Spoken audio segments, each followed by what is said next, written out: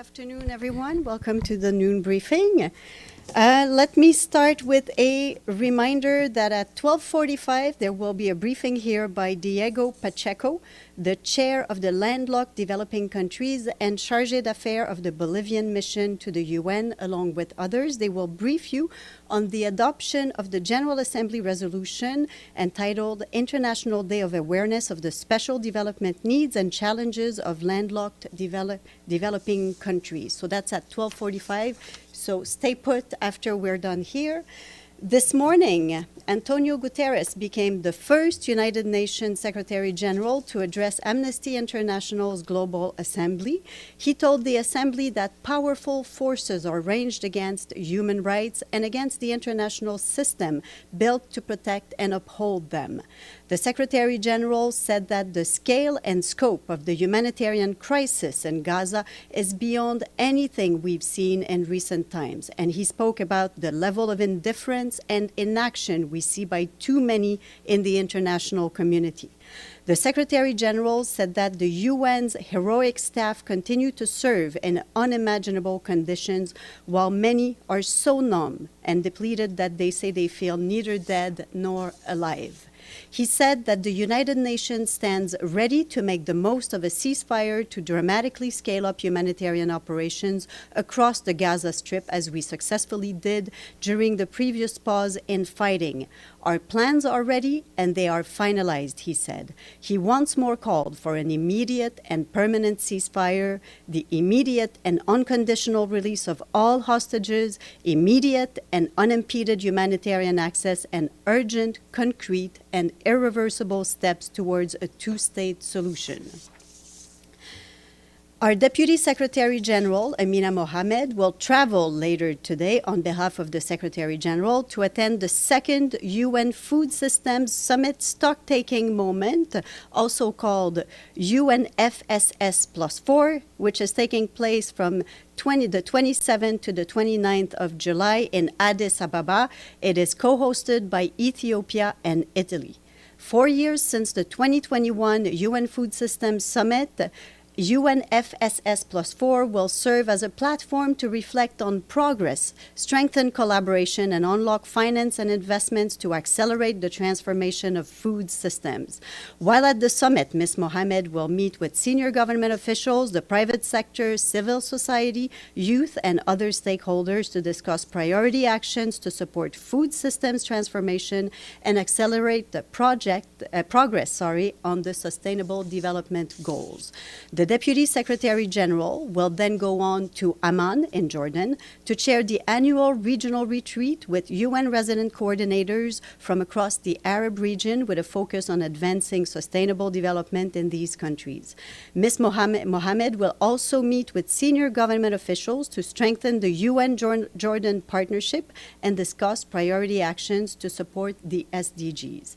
The Deputy Secretary General will return to New York on August 2nd.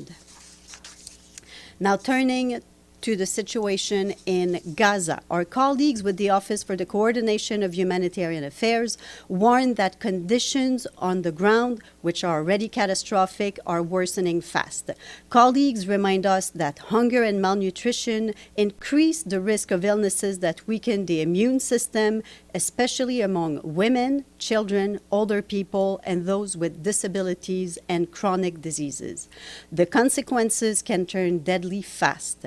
Food scarcity is also having a severe impact on pregnant and breastfeeding women, as their babies are more likely to be born with health complications. It affects mothers' ability to breastfeed, putting children at increased risk of infectious diseases.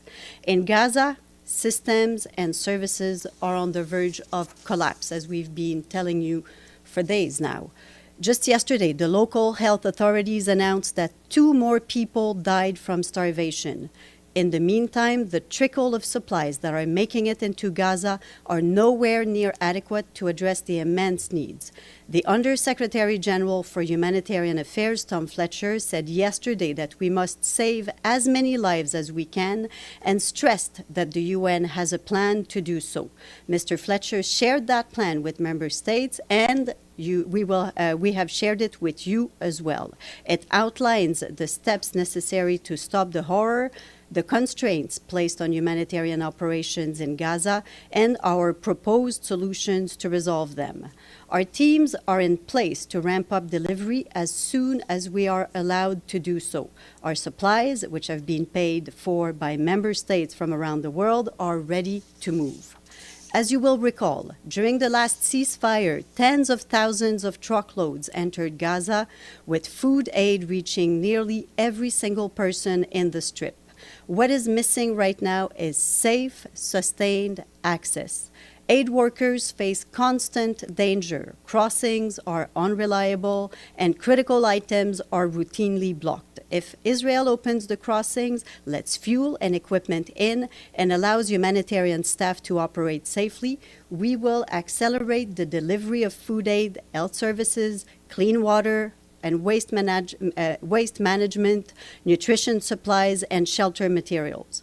Ensuring that these elements are in place will be critical to scaling up assistance in the event of a ceasefire. However, right now, various constraints imposed by the Israeli authorities on aid delivery continue to hamper our ability to respond. OCHA reiterates that humanitarian workers must be enabled to deliver aid safely and efficiently.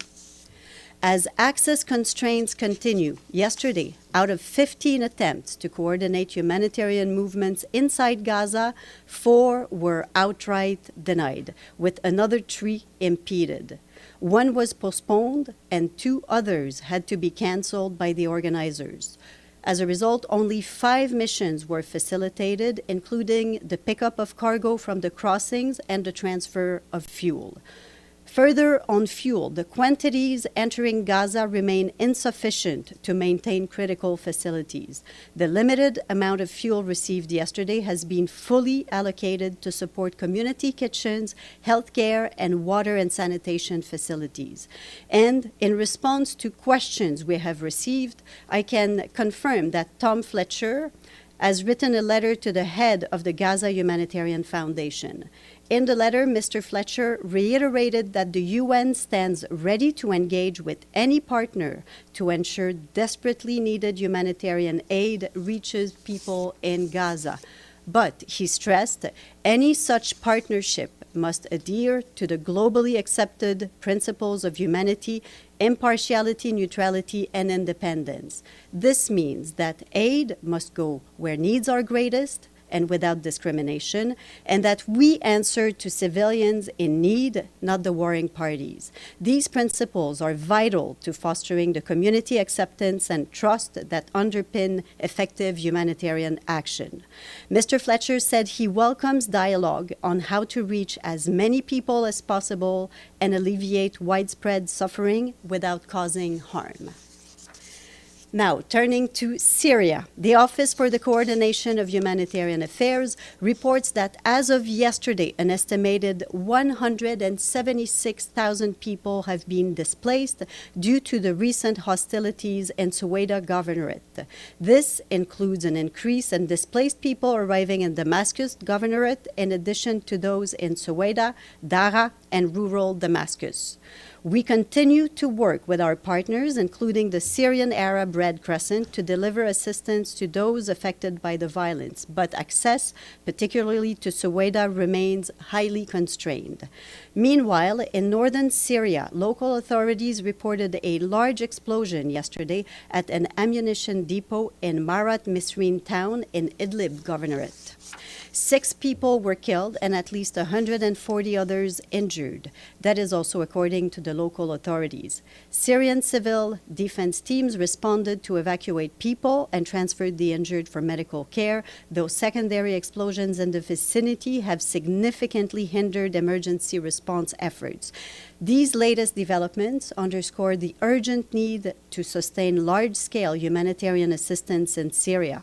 However, severe underfunding of the response is challenging those efforts. The resident and humanitarian coordinator in Syria, Adam Abdelmoula, yesterday launched an extension of our 2025 humanitarian appeal for the country. The plan requires $3.2 billion to support 10.3 million people in need through the end of this year. But to date, only $367 million have been received, representing less than 12% of the funding needed. Last year's response plan was only 37% funded, a steep decline compared to previous years. OCHA and our partners call on the international community to step up with timely, flexible, and predictable funding to help millions of Syrians rebuild their lives and future. Now, in southern Lebanon, UNIFIL peacekeepers continue to observe ground and air military activities by the Israel Defense Forces, including yesterday 2 Israeli battle tanks that crossed north of the Blue Line in Sector East. UNIFIL also observed an air attack with 9 explosions conducted by at least 2 fighter jets in Sector East. Also yesterday, a UNIFIL patrol found unauthorized mortar shells and detonators in Sector East. As per usual practice, the cache was referred to the Lebanese Armed Forces. Peacekeepers also supported the Lebanese Armed Forces in collecting weapons and ammunition that had been discovered recently at locations in Sector West. On 23rd of July, UNIFIL peacekeepers assisted the Lebanese Armed Forces in clearing 2 roadblocks in Sector West, enabling their deployment in that area. Peacekeepers also conducted 5 trainings for Lebanese Army personnel earlier this month, focusing on unexploded ordnance identification and handling. Last week, the peacekeepers, working in collaboration with an NGO, provided an unexploded ordnance awareness session for school children. This activity is critical as several southern Lebanese areas are littered with unexploded ordnance and improvised explosive devices following the recent hostilities. And you will have seen a statement we issued yesterday evening on the joint press statement on climate change at the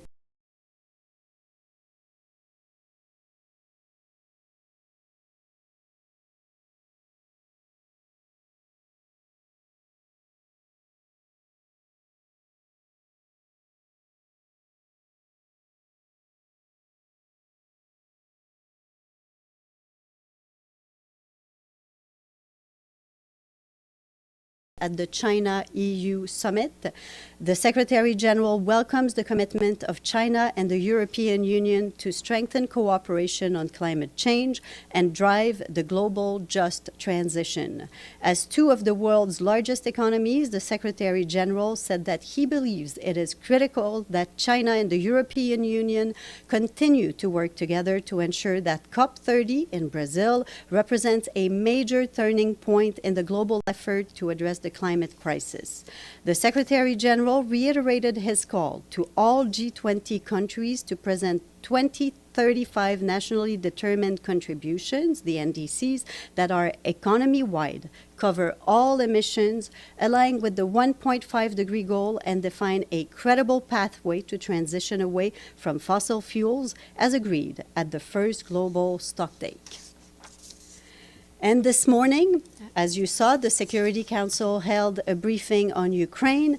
Briefing Council members Miroslav Yencha, the Assistant Secretary General for Europe, Central Asia, and the Americas, warned that the daily barrage of Russian missiles and drones against Ukrainian cities and towns has continued to intensify with devastating consequences for the civilian population.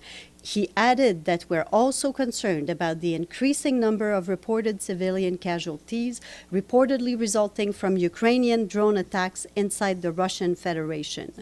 Mr. Yencha noted that on Wednesday, Ukrainian and Russian delegations met in Istanbul for the 3rd time this year. He said that we welcome the continuation of these direct contacts between the sides and urge Ukraine and the Russian Federation to make further progress towards a ceasefire and a lasting settlement. Also briefing Council members this morning was Joyce Masuya, our Deputy Emergency Relief Coordinator. She warned that the humanitarian situation in Ukraine has continued to deteriorate sharply. She said that civilians in the country continue to bear the heaviest burden, struggling to access food, water, power, and health care. Ms. Misuya noted that nearly 13 million people need assistance, but that limited funding means we can reach only a fraction of them. And both of their remarks were shared with you. And now just a few more notes and I'll be done. Turning to the Democratic Republic of the Congo, the Office for the Coordination of Humanitarian Affairs warns that the country's worsening cholera outbreak demands an urgent scale-up of the response. As of today, health authorities have reported over 38,000 suspected cases and nearly 950 deaths since January. This surpasses the total number of cases and deaths due to cholera for last year. The outbreak has now spread to 17 of the country's 26 provinces and include Kinshasa, Mai-Ndombe, and Equateur, which are non-endemic for cholera. While the government, the UN, and humanitarian organizations are scaling up health interventions, significant challenges remain. Water, sanitation, and hygiene services remain critically underfunded. To curb the spread of cholera, a vaccination campaign is now underway since early July and aims to reach 3 million people across 11 health zones in 4 provinces through the end of the month, so through the end of next week. And yesterday, an additional $750,000 was allocated from the UN Central Emergency Response Fund to support anticipatory action against cholera in the capital, Kinshasa, where a significant increase has been reported. Kinshasa has recorded more than 1,500 suspected cases and 120 deaths since mid-April. The new SURF allocation for the cholera response is the third of its kind in the country this year, following earlier allocations for cholera response in North Kivu in March and in Maniema and Chopo in May. OCHA warns that the risk of the outbreak spreading further will increase as the rainy season approaches between September and December. Our humanitarian colleagues emphasize the urgent need for immediate funding to strengthen the health responses and address critical gaps in water, sanitation, and hygiene services. Now, I have a few international days for you. Today is the first International Day for Women and Girls of African Descent. Empowering women and girls of African descent requires a comprehensive approach grounded in human rights, cultural affirmation, and inclusive policy making. Today is also International Day on Judicial Well-being. And finally, today is World Drowning Prevention Day. And I have three more. A few housekeeping notes. Our colleagues at the Department of Peace Operations and the Department of Political and Peace-Building Affairs are telling us that today, Mariam Bukar of Nigeria was officially designated as a UN Global Advocate for Peace. Ms. Bukar uses the power of poetry and performance to champion gender equality, youth empowerment, and inclusive peace building. And if you are free on Sunday at 6 p.m., you can see her performing in Central Park at the Summer Stage Festival. She will be introduced by Assistant Secretary General for Africa, Martha Poby, and followed by other performances celebrating African diaspora voices and music for peace. And on Monday at 1 p.m., our friend Maximo Torrero, the chief economist of the Food and Agriculture Organization, will be with us again, and he will brief you on the newly released State of Food Security and Nutrition in the World report. And finally, we would like to thank our friends in, maybe you can, I don't have a full quiz, but you can guess which country we want to thank today. In Beirut for their full payment to the regular budget. So Lebanon is bringing us to 117 paid up member states. And that is it. Now your turn. Yes, Edie. Thank you, Stephanie. Does the Secretary General have any comment on Israel's announcement that it is going to allow airdrops, including by Jordan, to Gaza? Yes. Sorry, can you tell I have too many notes here? So we welcome all efforts to provide aid to people in Gaza who desperately need it. We reiterate that the most efficient way to bring in supplies is by road. This is why it is imperative that aid is allowed to enter through all crossings and via all available corridors. There's simply no alternative to large-scale delivery of aid by land, but of course we welcome also this announcement. Yes, Lenka. And then Deji. Thank you very much, Stephanie. So according to the list of speakers you sent to us, American President Donald Trump should be attending the UN General Assembly session. I just wanted to ask you, please, is there any meeting scheduled already, or has the UN requested one, or has the American side requested one? Thank you so much. You're talking about the UN General Assembly in September. You know, we'll give you updates on all of that when we get closer to the date. But would the UN like to meet President Donald Trump? Of course. Thank you. So, yes, Deji.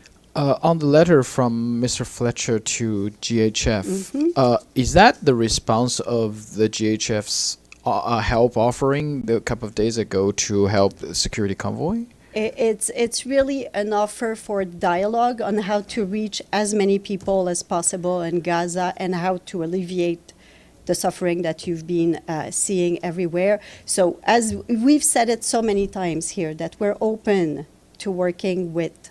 We already work with several partners in Gaza, but elsewhere all around the world. The idea is that the partners that we work with, as we've said so many times, respect humanitarian principles. Is this letter, by any chance, under the pressure from any parties? No. No. Okay. Yesterday we received this OCHA's aid delivery plan in the event of a ceasefire, right? Yeah. So how would the UN see GHF fit in that plan? Because in that plan, it didn't mention GHF's help, right? I think the position on the GHF remains the same, and I think I can just restate what I just said. We're open to working with partners who work along the lines of humanitarian principles and make sure that they do not set up operations that endanger the lives of people. And you see, there's going to be dialogue. The plan was shared yesterday with member states. We shared it with you. In the long note that I read today, I described at length the outline of this plan. And then we'll see, of course, what happens during an eventual ceasefire, which we hope would happen as soon as possible, because, as you heard the Secretary General this morning calling once again for a ceasefire, it's urgently needed to end the suffering that we've been seeing. Given the history of GHF, will the UN consider the offer from GHF to secure the convoy? I will not get into that. Let's see what happens with everything that we've just described today, and I'm not going to speculate. Which means you're on open any to of the this, option that you're going to accept the security. We have these principles where I think we've described here so often how aid is delivered and how we do not. When convoys move, they need to have safety and security, but we do not also hire external contractors to do security. Yes. Yeah, thank you, Stephanie. You didn't mention this afternoon's Security Council meeting. I understand it's a closed-door meeting, but will there be someone from the Secretariat to brief the Council? Yes, it's a private meeting, but I can tell you that the Secretariat will have someone briefing in that closed session. Someone Who from that will be? Who that will be? It will be Khaled Khiari. Yeah, but it's a private meeting, which means that we will not be sharing these remarks. I have a technical question. The closed-door meeting and an open meeting, technically, are they the same in terms of procedures? I mean, you have briefers, you have all the council members, and then you invite relevant countries. Are they the same in terms of procedures? These procedures are determined by the Security Council members themselves, by the presidency, and this afternoon they determined that this was going to be a private meeting. Yes. I think, let me go to, and then Edie, and then at the back. Yes. Thanks, Stephanie. Firstly, on Thailand and Cambodia, do you have any updates on the topic, like any phone calls, any meetings? So the Secretary General continues to call for utmost restraint. I can tell you that from our humanitarian side, from our humanitarian colleagues, they confirmed with both Cambodian and Thai authorities that there have been civilian deaths and injuries. They also confirmed that more than 131,000 people in Thailand and over 4,000 people in Cambodia have had to leave their homes, and this is according to humanitarian partners. Temporary shelters, including schools and temples, are overcrowded with food, shelter, and medical assistance among the most urgent needs, and the UN stands ready to support these efforts if requested at this point. So this is where we stand. Any information on the displaced people on both sides? That's what I have for the moment. All right, and another one. I'm not sure if I missed it or you've said it. Do you have any details, comments on the decision of France to recognize the state of Palestine? So on this, France's decision is a bilateral and sovereign decision. The Secretary General welcomes all the steps that support the realization of the two-state solution. We stand ready to support all efforts to advance a just, comprehensive, and lasting peace in the Middle East, and we look forward to next week's meeting here. Yes, Edie. Has the Secretary General made any calls to either the leaders in Cambodia or Thailand or both? I'll keep you posted on any calls that are made in that file. Yes. Yes. Hi, good afternoon. Talking about the food crisis in Gaza, how will the UNSS+4 summit commitment ensure urgent and safe delivery of food to 2 million hungry people in Gaza?